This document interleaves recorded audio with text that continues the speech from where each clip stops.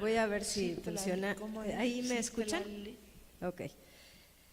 Bueno, pues primero que nada quiero dar las gracias a cada una de las organizadoras y también a las personas que han estado encargadas de la logística. De verdad, muchísimas gracias por esta invitación. Me siento muy afortunada de estar aquí en este primer congreso de la Cátedra de Teología Feminista y también me siento muy afortunada de estar compartiendo esta mesa con estas personas, que además las admiro mucho.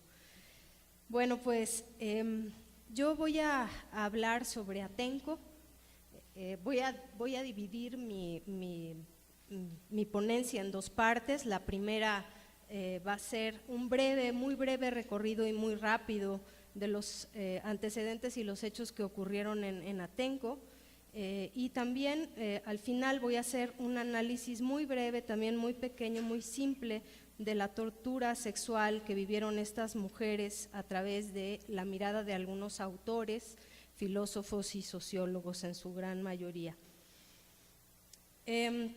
Bueno, pues el 22 de septiembre del año pasado, si recordarán bien, en el New York Times volvieron a aparecer los rostros de las 11 mujeres que denunciaron a instancias internacionales que llevaron a cabo esta acción política de resistencia, de liberación, a pesar del contragolpe de los derechos a las mujeres y porque sabían cuáles eran sus derechos, los ejercieron.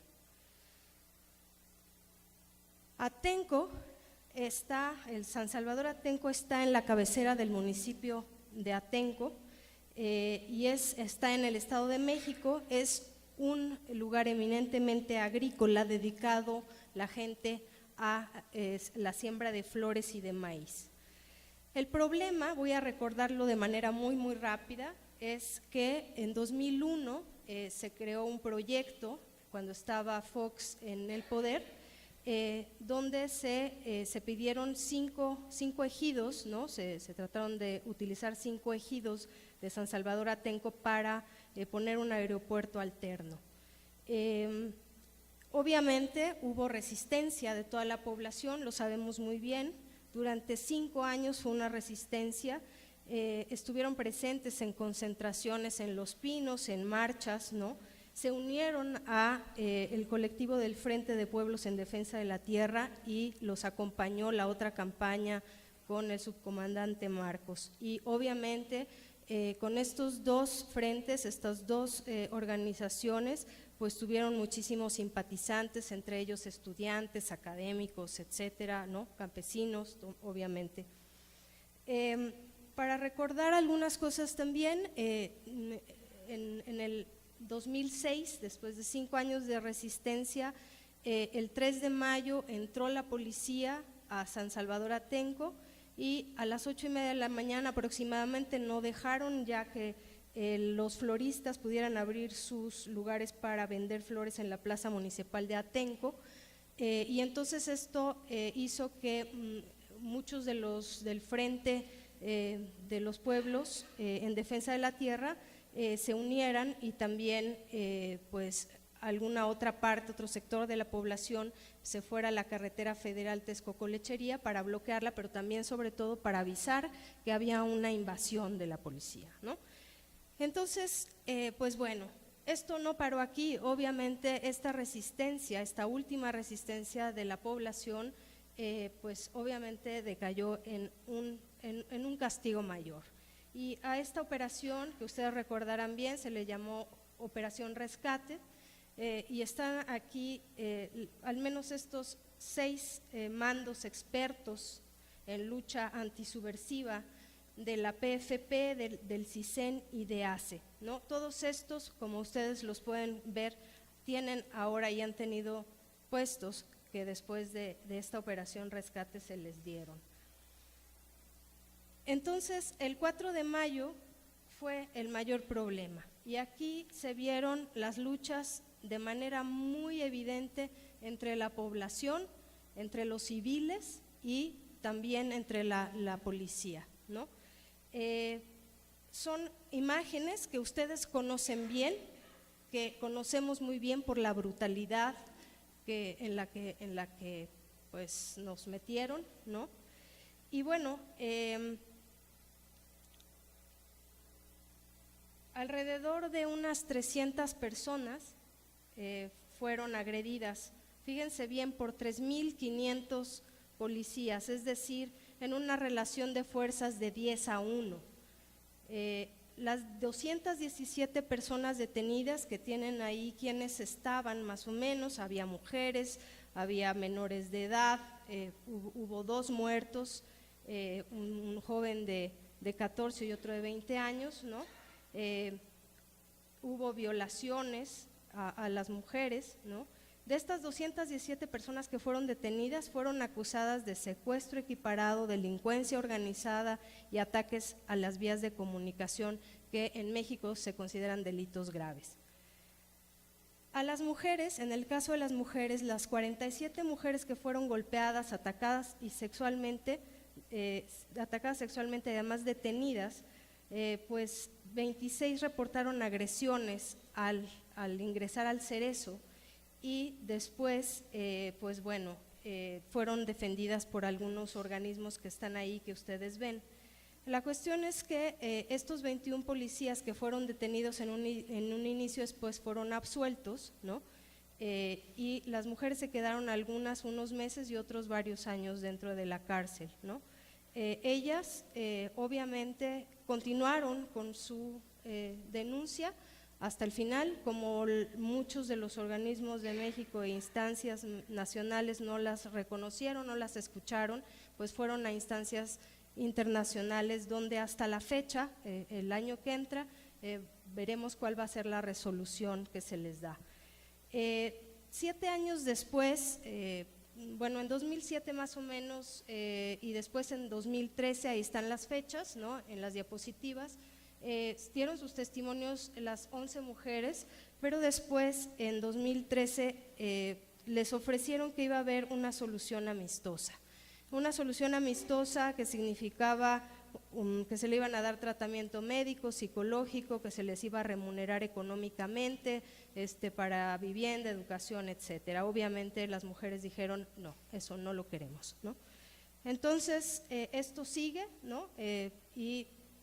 Pues entonces lo que uno piensa es, ¿qué ocurrió, no? ¿Qué ocurrió aquí? Y ya lo sabemos muy bien. Lo que ocurrió y lo que vemos en el informe del PRO, ¿no? Nos dicen que pues en el informe de admisibilidad de la comisión se afirma que las víctimas reportaron haber sufrido por parte de los policías violación por vía oral y vaginal con dedos y otros objetos, tocamientos en los genitales y pellizcos y mordidas en los senos. ¿Esto qué quiere decir? Hay un modus operandi que lo vemos muy continuamente y que son imágenes que ustedes pueden ver, se apila a la gente una sobre otra, ¿no? En Atenco a la gente la golpeaban hasta sangrarla, y en el momento en el que dejaban las pilas humanas, entonces al final, como casi un momento de sacrificio ya público, eran los momentos en donde encima de esas pilas de personas adoloridas se violó públicamente a las mujeres de manera tumultuaria además, es decir, un policía tras otro, y se gritaban uno al otro, ven a calar a esta puta, ¿no?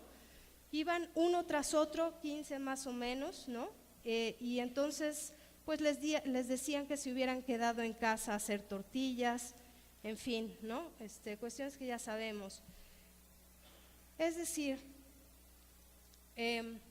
esto nos hace preguntarnos varias cosas ahora, me hace preguntarme varias cosas a mí también, y es, ¿por qué se invisibilizan los daños físicos, psicológicos y sexuales a las mujeres? ¿Cuál es el significado de que un policía agreda física y sexualmente a una mujer encima de una pila de personas brutalmente golpeadas? ¿Y por qué los hombres se les golpea físicamente y a las mujeres además se les viola, ¿no? Aquí me voy a ayudar de algunos autores, esta es la siguiente parte. Wood es una socióloga y ella menciona que hay 3 aspectos o 3 dimensiones de la violencia que caben muy bien en Atenco. Es colectiva, es selectiva y es estratégica. La primera es la dimensión de la violencia colectiva, es que el grupo armado se dirige contra grupos sociales en razón de su identidad. Aquí había una identidad muy clara, que eran el Frente Unido de la población por defensa de la tierra, ¿no? En contra de este aeropuerto. Posteriormente vemos la dimensión selectiva, que se selecciona, es decir, se dirige contra un individuo o grupo cuando es un grupo rival y cuando hay una negativa a obedecer, como sucedió en Atenco. Y la siguiente es una dimensión de violencia estratégica, que es la que le sucedió a las mujeres. Es un patrón, como pueden ver aquí, de violencia sexual que adoptan intencionalmente los comandantes cuando los civiles desobedecen las órdenes del grupo armado como forma de castigo. Aquí lo que vemos es, en definitiva, que los mecanismos que invisibilizan estos daños físicos, psicológicos y sexuales de las mujeres son por el poder sobre los otros y también la violencia que hay en sociedades que son culturalmente misóginas, patriarcales y políticamente autoritarias, como la que tenemos. La violencia sexual son, según Han, ataques destructivos que vacían y desinteriorizan, y por eso minan las esperanzas no solo de la persona que lo vive, sino de la colectividad. Minan la esperanza de una colectividad, de una comunidad completa. Los genitales, por otro lado, están ligados a sentimientos de identidad, a valores profundos sobre uno mismo, a la esencia de la persona, y por eso mismo, según Franke, son instrumentos de humillación y son utilizados como tales. De acuerdo con Kellman y Hamilton, ellos dicen que, y bueno, Atenco cabe muy bien aquí, que hay crímenes de obediencia y lo que sucedió en Atenco es un crimen de obediencia porque los policías obedecieron, pero eso no quiere decir que no deje de haber un crimen. Esto quiere decir que también, por otro lado, el Estado, ¿no?, es responsable, y tenemos a un Estado que hay que aceptarlo tal cual, está restringiendo libertades civiles e individuales cada vez más, utiliza la agresión contra la oposición, censura opiniones, viola la libertad de expresión, limita la libertad de movimiento de sus poblaciones. Es decir, es un Estado autoritario con tintes represores y además es un Estado misógino. Esto refleja, ¿no?, también la vida cotidiana de cómo se comportan algunos hombres en el trato también, en las conductas hacia las mujeres, en la forma que tienen de relacionarse. Lo vemos en los feminicidios, en los embarazos de adolescentes también, pero también en la forma en la que fueron llevadas las mujeres triquis, si recordarán, y en la vida cotidiana, como estas fotografías que pueden ver ahí, que las tomé hace unos días y hace algunos años también, ¿no?, donde aparecen pues también presidente municipal de Nayarit, que le pareció muy bien levantarle la falda a la mujer cuando estaba bailando, ¿no?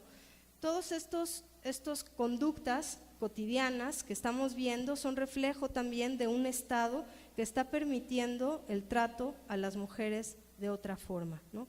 Entonces, ¿qué podemos hacer?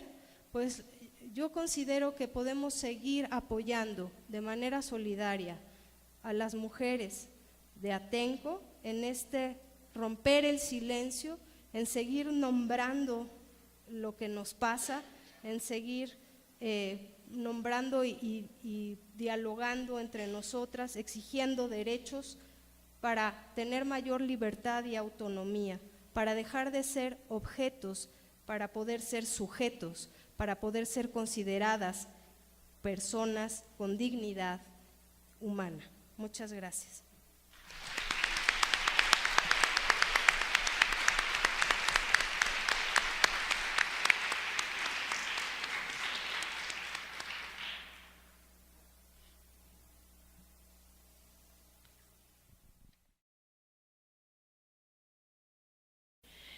Bueno, después de estos ambientes y de estos escenarios tan desgarradores, pues a mí me toca leer algunas preguntas e incidir y pedirles que en sus conclusiones o en sus intervenciones no dejen de decirnos por qué lo cotidiano es político y por qué lo político es lo cotidiano. ¿Qué representa para las mujeres mexicanas y para las mujeres indígenas la disculpa pública a Jacinta, a Alberta y a Teresa? El Estado de democracia, situación, oposición, poderes que están por detrás de las violencias, cómo cambiar su forma que no corresponde más al bien común de las y los ciudadanos. Respondan las que ustedes consideran, porque a mí me parece que estar aquí de jueza de cuáles sí, cuáles no, creo que ustedes tendrán que tomar la decisión. ¿Qué o quiénes debemos leer si queremos saber más sobre cómo se relaciona la teología feminista negra latinoamericana con la migración? ¿Cómo enfrentamos, cómo dialogar con ciertos políticos y políticas que desde la tribuna política se oponen y desestiman la lucha feminista y la LGBTT por los derechos reproductivos y sexuales, con argumentos conservadores que cuestionan lo laico, pero su contenido es dogmático? ¿Cómo la teología feminista incorpora a la comunidad LGTBQ en su perspectiva de género? Y cuánto la propuesta alternativa de la candidata del CNI-STLN es una fractura a la herencia política y reformulación de bases comunitarias. Dolores González lo pregunta, ¿cómo se reposiciona el papel de las mujeres y la madre tierra ante los proyectos extractivistas de carácter patriarcal? También nos hablan de que otro mundo mejor es posible, humano es posible. Podemos, qué necesidad y cómo lograremos la humanización y la feminización. Que se celebra generar valores, requiere más tiempo, pero menos celeridad para escuchar. Perdón, pues a mí me toca eso. Y aquí nos preguntan si la paridad de género no garantiza tener un buen gobierno, pero se aplaude lo ganado. La pregunta es, ¿qué piensan que aparte de lo que probablemente sea candidata a presidente en 2018, Margarita Zavala, también esté otra mujer indígena como propuesta del CNI, del Congreso Nacional Indígena y del CTL en Zapatista de Liberación Nacional? ¿Retemblará la tierra? Dice aquí. Imagínense. Chale. No, bueno, es jugar con nuestra memoria, ¿no? Norma Morandini nos dice que Santa Catalina de Sierra en los diálogos habla de las etapas de desarrollo espiritual. Perdón, no le entiendo. La cuarta etapa se caracteriza por las lágrimas del amor al prójimo que provienen del corazón al que le importan los demás. ¿Será que una de las contribuciones de las mujeres en la vida pública es el ejercicio de la compasión? Por sus intervenciones de 30 segundos, no es cierto. Muchas gracias. Gracias a ustedes. Yo creo que toda la parte final de conclusión tiene que estar centrada en México, pero un poco a partir de lo que fue mi testimonio ayer de cosas que pasaron en Argentina 40 años atrás y escuchar hoy a Citlalín hablar de las mismas sufrimientos de la violación y los vejámenes sexuales como una tortura específica de las mujeres, ahí me di cuenta cómo casi me dio vergüenza que yo viniera a dar un testimonio político de una democracia ya consolidada, que lo que estamos con problemas es cómo lidiamos con el pasado. Por suerte tenemos 40 años y yo puedo hoy preguntarme qué vamos a hacer con ese pasado.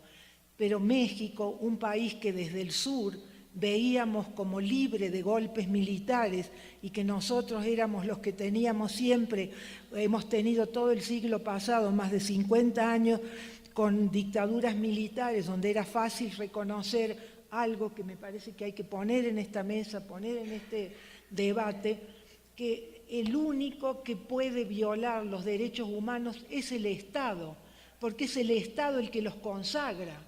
Entonces, si yo le pego o hago algo contra él, voy a cometer un delito, pero no, esto no lo terminamos de entender, es el Estado. Entonces, el relato dramático de lo que hemos escuchado, en realidad es un Estado terrorista. Y a mí me cuesta ahí decir, bueno, ustedes tienen que lidiar ahora con la denuncia, porque hay que denunciar. Y vengo yo de un país que, bueno, está lidiando con su pasado de 40 años atrás, es decir, hay que anunciar. Y entonces, claro, es decir, me siento como un poco, es decir, es fácil decirlo, cuando en realidad lo que hay que hacer aquí es denunciar, y ahí tiene sentido la palabra, cuando había tomado el silencio, que es pudor, que no se denuncia los vejámenes sexuales por protección a los hombres que las aman o por vergüenza de aquellos que, diciéndoles amar, terminan lastimándolas, hiriéndolas, humillándolas, ¿no? De modo que yo creo que hoy toda la reflexión tendría que estar, y las preguntas están vinculadas a lo que ustedes viven y a lo que yo me solidarizo totalmente. Ahora, cuando veo todo lo que yo he aprendido, todo lo que me resonó cuando se debatían en mi país las leyes, por ejemplo, de los vientres de alquiler, o cuando se debatía la modificación de los códigos civil y comercial, que son, es decir, es el Parlamento el que finalmente tiene que tomar las decisiones que nos afectan a todos, que es el corazón de la democracia y es el lugar más desprestigiado de la democracia. Porque tanto en mi país, y supongo que en México pasa exactamente lo mismo, seguimos mirando la política como algo sucio. Ahora, si yo les preguntara a ustedes, que son las que están haciendo auténticamente política, si se están dispuestas a ir electivamente a la política, y seguramente la mayoría o una amplia mayoría me va a decir que no. Y eso es una trampa, porque decir, creo que las mujeres tenemos que ir a la política para que la política deje de tener la lógica de los varones, la lógica de guerra, la lógica de confrontación, la lógica de que te aniquilo. Y ahí sí, cuando les preguntabas qué es lo político y lo cotidiano y demás, es decir, a nosotros es decir, cómo vivimos a puertas cerradas, poder hacerlo en la vida pública. Se hablaba de la paridad es una virtud en la vida privada, los hombres dicen, mi pareja, es una virtud. Eso también tiene que ser una virtud en la vida pública, poco reconocida. Les vuelvo a agradecer enormemente de todo lo que me han ofrecido a lo largo de estos días. Muchas gracias. Venga, Dolores, por favor. Sí, a ver, brevemente. Primero, esta idea de… Yo entiendo que las resistencias que se hacen día a día en la defensa de los territorios, de los derechos humanos, de los derechos de las mujeres en particular, son políticos, son antisistémicos, tienen una profunda impugnación a las causas de la situación en las que estamos ahora, las causas estructurales que vivimos ahora. Entonces, en ese sentido, creo que lo cotidiano es político, cada una de esas luchas tiene un fondo antisistémico, una impugnación antisistémica también. Y yo diría ahí nada más como para entender un poco la coyuntura que vivimos, en esas luchas se busca un cambio de una situación específica, concreta, inmediata, pero también se aporta al cambio de condiciones políticas más generales. Y esto decíamos, las víctimas salen a buscar con la pala en fosas a su ser querido, pero al mismo tiempo están planteando un cambio de condiciones generales al abrir el proceso de ley, un cambio institucional, sistema de búsqueda, etcétera. Y creo que, y falta la cuestión estructural, pero creo que en ese campo, en esta coyuntura, hay una expectativa de generar ciertas posibilidades de cambio de condiciones políticas. La situación del país es tan dramática que está exigiendo salidas innovadoras, un poco novedosas, y yo diría que en ese sentido la apuesta que hace el Congreso Nacional Indígena a lanzar a una candidata a la arena pública tiene que ver con colocar en el debate de fondo, digamos, una perspectiva y una visión de estos cambios necesarios, de su profundidad, de su rumbo, etcétera, que es una candidatura de carácter, aun cuando sea una candidatura registrada electoralmente, con un propósito más posiblemente dar un debate ético, cultural, político en el ambiente público. Y quiero decir nada más aquí entonces que sí creo que hay que distinguir que hay, uno es el que sean mujeres en la arena pública no quiere decir que la agenda se traslada automáticamente. Vamos a tener seguramente en estas elecciones perspectivas muy distintas de cómo las mujeres entienden la construcción que tenemos que hacer hacia el futuro.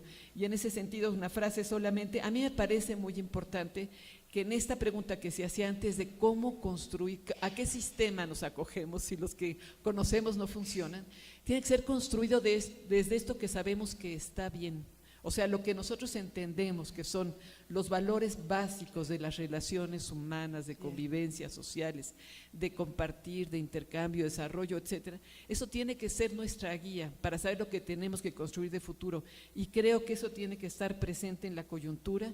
Y me parece finalmente que por eso el tema de la disculpa a Jacinta en sí mismo tiene un valor, pero simbólicamente sí representa ese avance, ese proceso de transformación hacia un cambio de condiciones más amplias.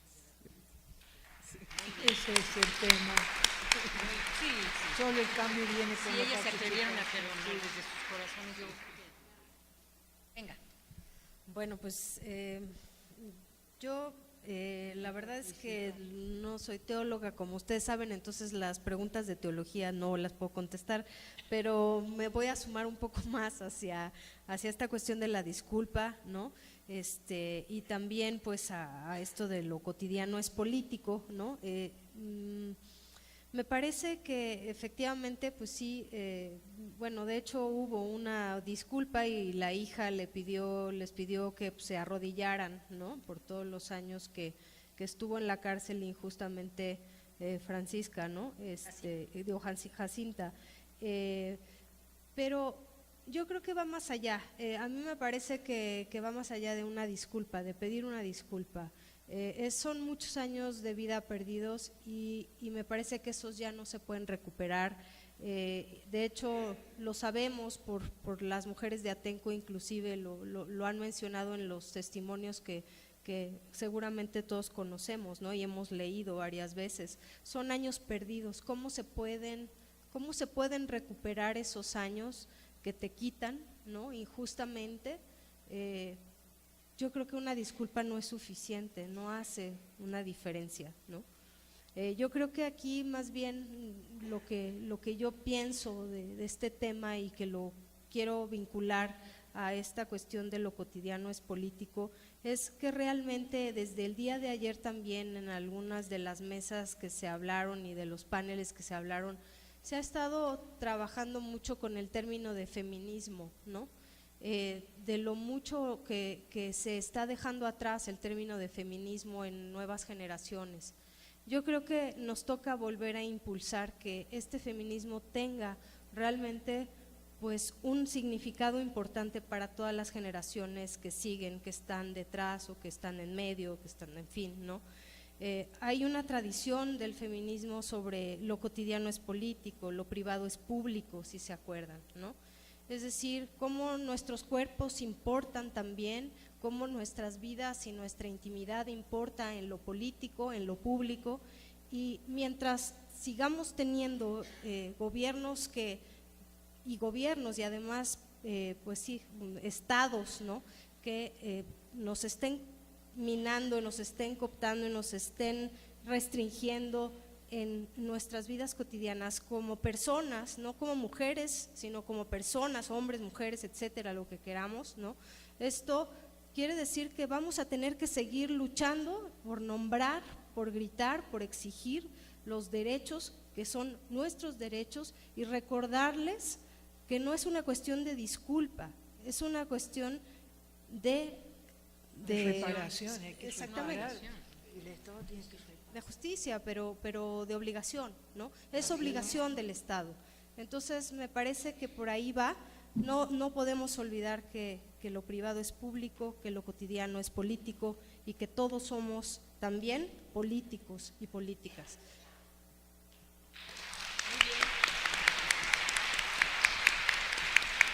Pues tenemos que cerrar esto. Yo quisiera simplemente decirles a ustedes que la política es y se inventó para cambiar el rumbo de los acontecimientos. Y desde la sociedad civil y desde la sociedad partidista se puede transformar esta sociedad, como nos lo dijo Dolores, otro mundo es posible. Yo le agradezco a nuestra compañera Citlali Nuyoa. Citlali, no te había reconocido y claro que te conozco. Mucho gusto en reencontrarte, y tan sabia y tan poeta, qué barbaridades, todas estas mujeres jóvenes. María Dolores, muchas gracias, aquí está el reconocimiento, muchas gracias. Y muchas gracias también a Norma Morandini por su participación. Tengo unos regalitos aquí, a mí nada más me dieron 2. Supongo que es para quienes son ¿Nuevas? ¿A ti ya te dieron tu regalito, Norma? Ah, ya se lo dieron. Sí, pues me ponen en un predicamento, me dicen, les das un regalo a las 3 y tengo dos regalitos. Aquí está Citlali. Muchas gracias y gracias a todas y a todos. Yo tengo mi regalo precioso. Yo tengo, me encanta.